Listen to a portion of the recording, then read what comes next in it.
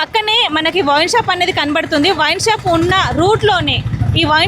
రూట్లోనే వీళ్ళు check in చేయడం ఎంతవరకు కరెక్ట్ అని ప్రజలు ఆరోపిస్తున్నారు. ఎందుకంటే హడావిడిగా తాగి డ్రింక్ చేసి వెహికల్ పట్టుకొని హడావిడిగా వస్తే తప్పకుండా ఏమన్నా ఇన్సిడెంట్స్ జరిగే అవకాశం ఉంది. కాబట్టి కొంచెం ఈ రూట్లో కాకుండా వేరే రూట్లో చేస్తే బాగుండని అనుకుంటున్నారు.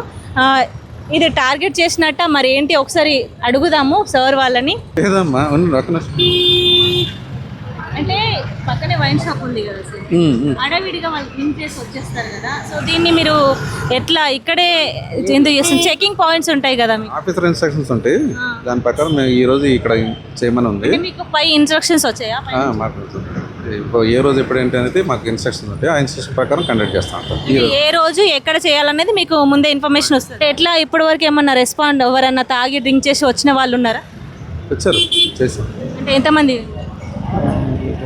6 అనుకుంటా. 6 మెంబర్స్. యాక్షన్ తీసుకుంటున్నారా సార్? కేసులు చేస్తున్నాం కదా, కేసు బుక్ చేస్తాం. ఇప్పుడు ఈ రోజు ఇక్కడ చేశారు